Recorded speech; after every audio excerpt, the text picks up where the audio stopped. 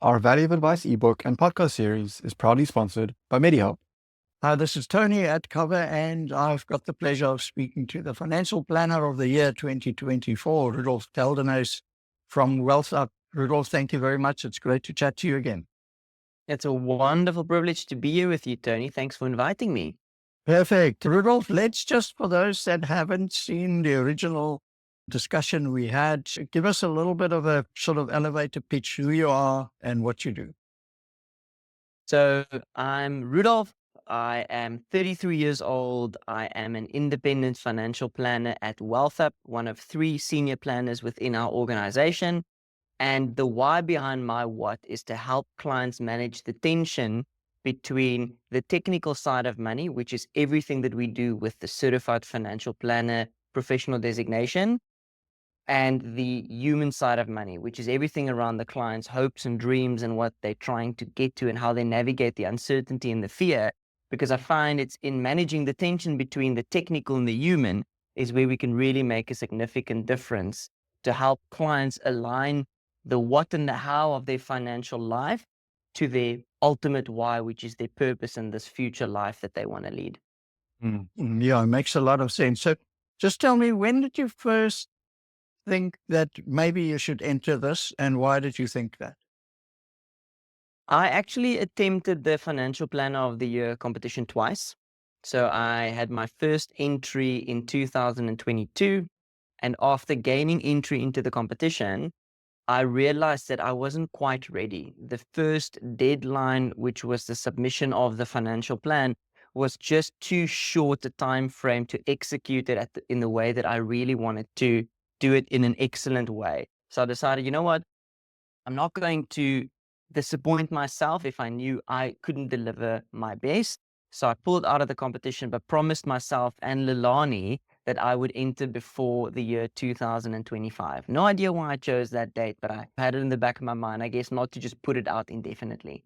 And then 2023 FBI Professionals Convention comes around, and I hear that the 2024 convention is taking place in Cape Town. And I thought to myself, what a wonderful time to enter the competition, because if I were able to do well in the competition, then I can celebrate with my Cape Town professional colleagues and I can celebrate with my family, and it's just easier to do all of the arrangements.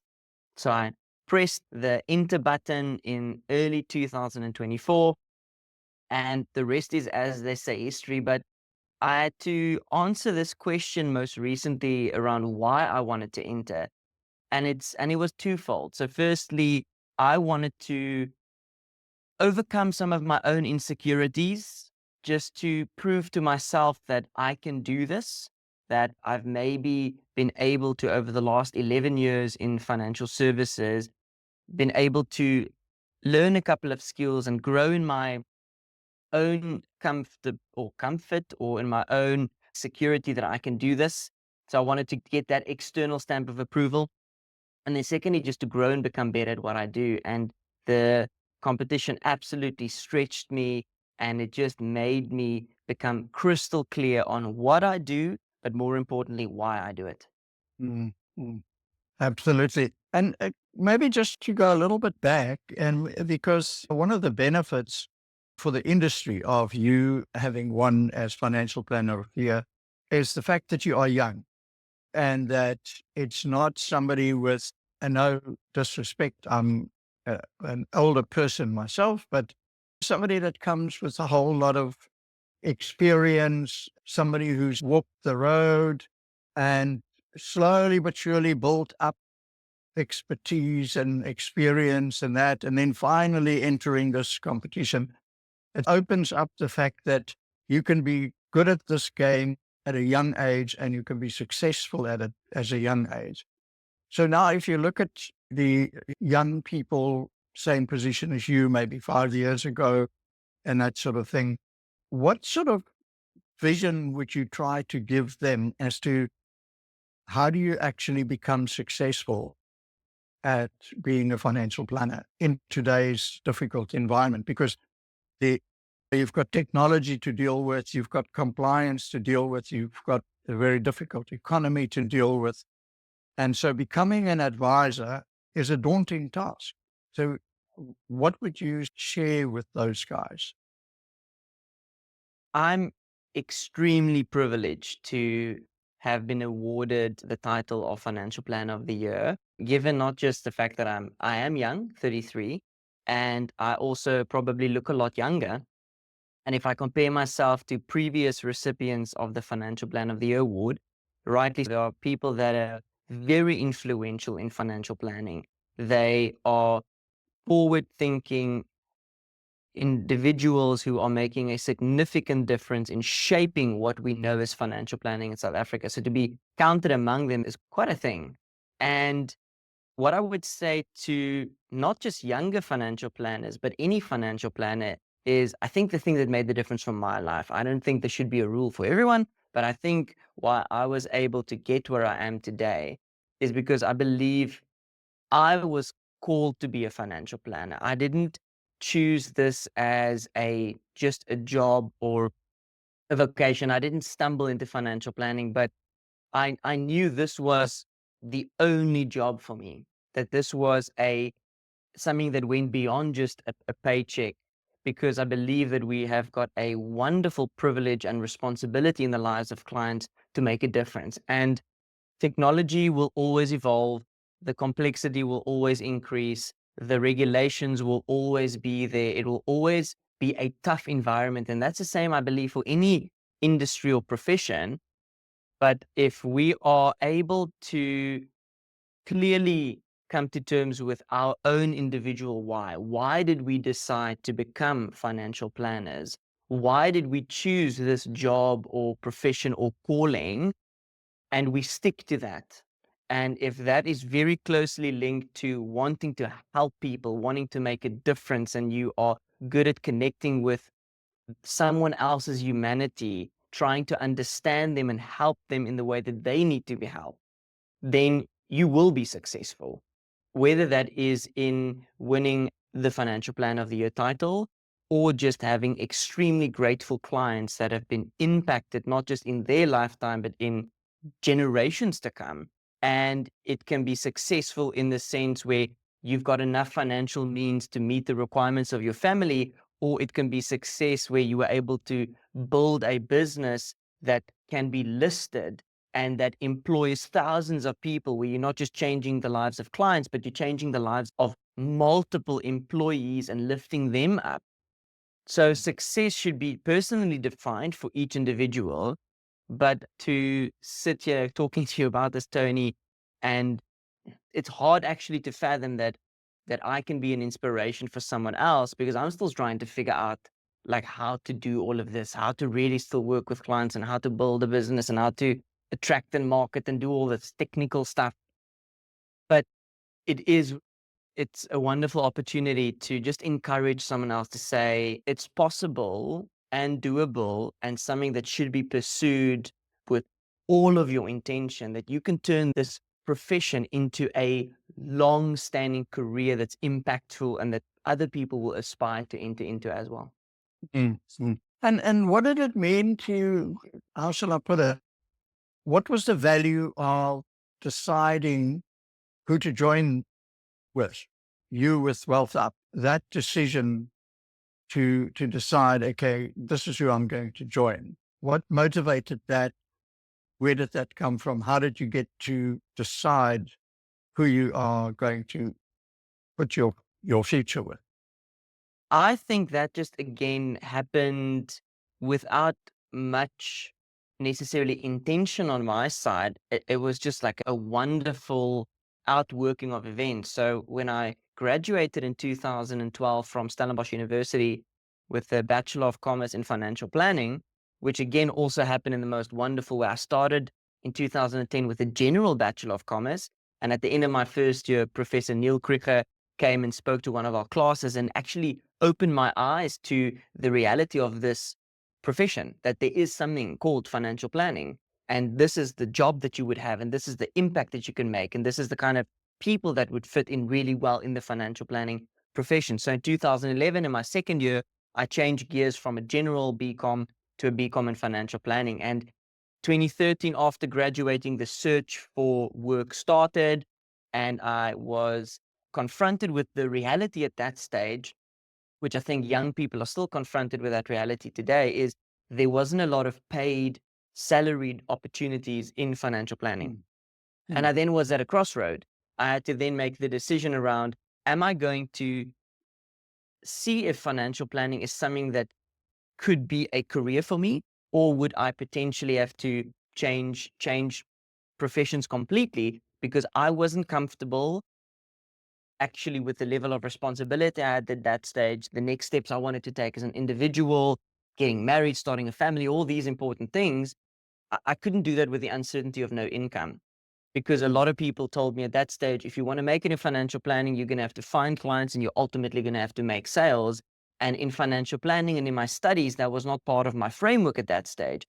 I was taught how to create financial plans that would solve problems. And ultimately, in my mind, that meant you had to get paid for it, not sold products in order to implement those solutions.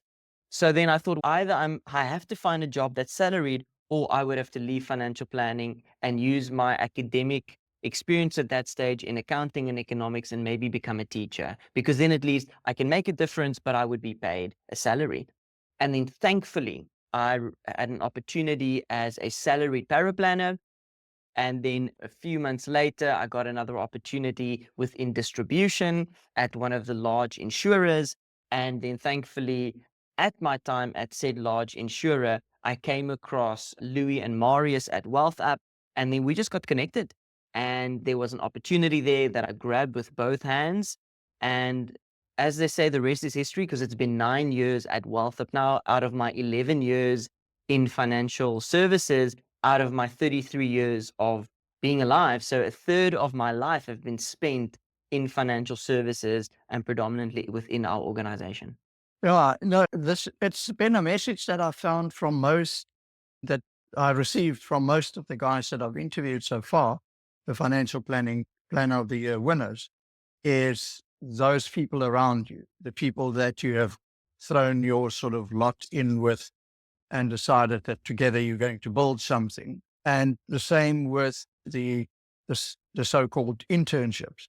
I think that is so important. And that's probably something that we should be exploring more with the industry, is those internships with a flavor of creating professional financial advisors, not salespeople. Because the challenge that we probably have in the industry at the moment still is the guys who get big internships with big groups, they normally get internships to sell, not as grow as planners. So yeah, that's quite a mission for the financial planning industry to be able to look at that. So just in closing, maybe you can tell us a little bit what you're doing. What is the part of your job that you enjoy most and that you get pulled into almost the proverbial rabbit hole when you start doing or working on that? I've spent a long time trying to figure out what I'm really good at. And one of the things that opened my eyes to what I probably should focus my time on is our business coach took us through the Gallup Strength Finder assessment. So it's a little assessment that you can do, and it tells you what your top strengths are. So it ranks it from number 1 to number 34. So it's all things that you are good at, but then it helped me to see what are the things that I'm more naturally good at. And it may become as no surprise that my top 2 talent themes would be relationship building and influencing. And I've realized that if I can spend the majority of my time with clients, I am energized, I am fueled, I walk away more excited than trying to do things that are maybe operating in my lower strengths. And I think my strength profile, coupled with my job title or my responsibility as a senior financial planner within our organization, if I can spend every day with clients and getting to know them, helping them understand what their purpose is and help them uncover their own next steps and see them take that difficult first next step, helping them to see that what they're trying to achieve is not just doable, but it's possible, and they can probably do it in a much faster time frame, and that they can have a sense of security and a sense of excitement around this future life that they want to lead. That is the part that I want to focus all of my time on. And it is in two ways. It's obviously connecting with them at a deeply human level and trying to understand them by just trying to be a better human myself, learning that it's sometimes difficult but important to keep quiet. And it's hard when you're an extrovert, you want to talk and connect with people, but you also can then give somebody an opportunity to share something deeply personal and private with you because they were able to trust you in that sense. And then you can make an even bigger impact in their finances, because our certified financial planner professional designations, it proves to clients that we know how to do the technical things. That shouldn't be difficult for us. And it isn't. I know all of us as financial planners are really good at what we do on the technical side. But if we are able to more effectively match the technical planning to what our clients need at a human level, I think we'll be able to do something that is not just nice or great, or help them become more efficient or more tax efficient, or they could get a better return on their investments, but it can go deeper where we can change their lives, which is like a wonderful thing to be a part of. So if I can spend every single day in conversation with clients and in meetings and helping them shape their future, then I will be at my happiest. And that's where the paraplanners and the technology comes in, because it gives you more time to do that sort of thing. Absolutely. Yeah. And that's also why it's good to be part of a sort of a group of people with the same vision, because you can share the ability to have good technology and paraplanning. Absolutely. I think one of the things that's been most wonderful in my journey as a planner has not just been our organizational community, but also my professional community, people outside of our organization that's linked in value, that's similar in thinking and how they want to make a difference in the lives of clients. And I honestly know for 100% of a fact that I sit here today as the current financial planner of the year, which is still wild to say, and I was able to be successful and do really well in the competition, not because of me and how great I am, not in the least, but because of how wonderful my professional community has been to me, how open they've been to sharing with me, and how much I was able to learn and glean from them. That's why I sit here. And hopefully we can just grow this professional network. So that's, for me, it sounds like a great one to leave the community with, other financial planners, is find those people that you could learn from. And Absolutely. even though they might be younger than you, they might be older than you might be an older guy, you can still always learn from others and get support from them in terms of the new Absolutely. stuff. And if Yeah. you are listening to this podcast and you don't know who to call, find me on LinkedIn. I will absolutely be a friend of yours. I will absolutely connect with you at a professional level. I'm big on people. I'm a massive extrovert. I've always got room for more friends. And yeah, if you don't know who to phone me. Perfect. That's a good invitation. Rudolph, thank you so much for your time. Hope you enjoy the weekend, and I hope you've taken Monday off to spend this long weekend with your family. Oh, thank you so much, Tony. It was wonderful to connect with you, and we'll catch up soon. Yep, absolutely. Thanks.